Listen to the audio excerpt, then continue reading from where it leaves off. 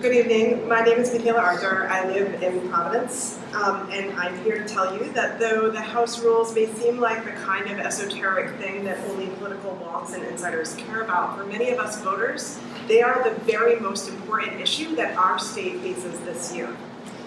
A poll conducted this fall by Rhode Island Public Radio, the Providence Journal, and ABC6 found that corruption and honesty in government was one of the very top issues for Rhode Island voters in the 2018 election. And while the rules themselves may not be about corruption per se, they are about voters' perception of honesty and transparency. And you can see from the audience here and from what the reps who testified earlier said, how very much we all care about this. So why do we care so much? Because we live in a representative democracy, a system of government in which we elect our representatives, you, to represent us.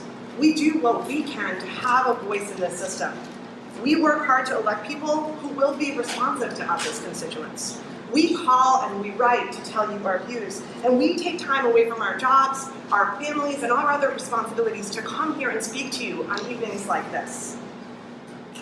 In some cases, we come over and over again, year after year, to make the same points on the same pieces of legislation that never get to come to a vote.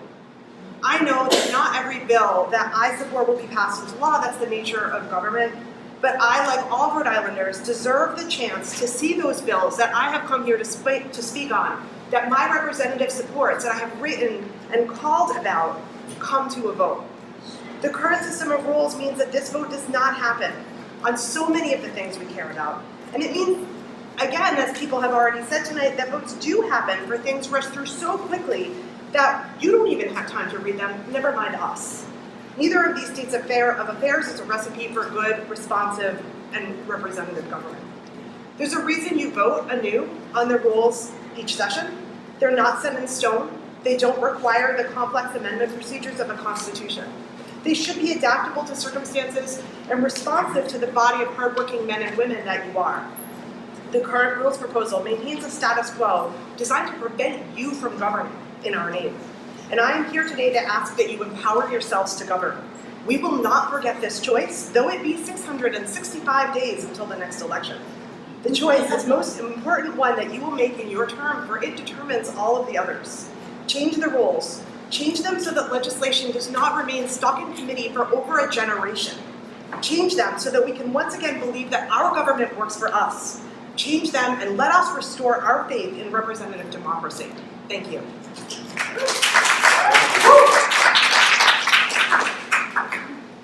Thank you very much.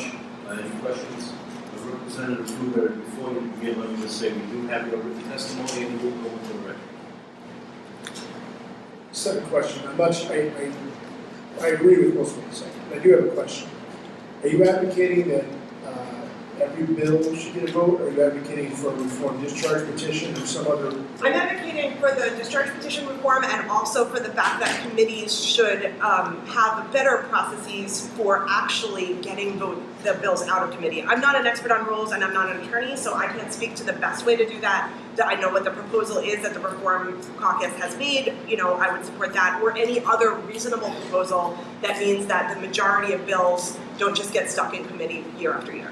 No, I appreciate that, because I actually raised this issue in an op-ed I wrote in the Providence Journal back in October, and you and I may have different political philosophies. I don't know, but I'm guessing we probably do based on some of your comments, but we have the same problem, and we can't get bills we'd like at least to get votes in out. The reason the existing rules, and it was in the Providence column this week, the history of that, you may have read it, it's in Monday's Providence Journal. And the reason it's so hard to get a bill out of committee these days goes back to the separation of powers debate. The prior speaker basically put the clamps on.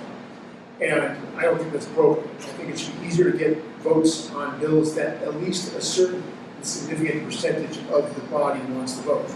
I will, as a comment, I will say, and I know some legislatures do this differently, but not every bill deserves a vote. There does have to be some kind of gatekeeping function, which is why I like the discharge petition reform.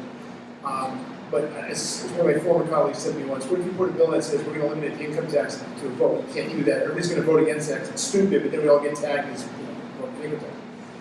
One thing I would like to recommend, and I wrote about this in the journal, and Mr. Chairman just pointed this out, we held the bill today for further study, which I approve because it needs work.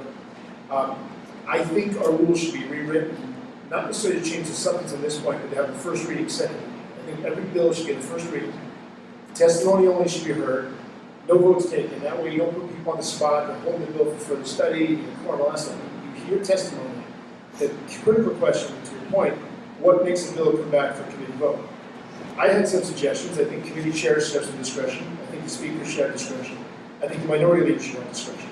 To me, if you give discretion to those leaders, and particularly if you have committee chairs chosen by the committees, I think you'll get a fair process that will get bills that maybe have support of 45% of the public or 55% to get a hearing while keeping, shall we say, some of the less intelligent legislation. It does get filed every year, bottled up where it belongs, and that way.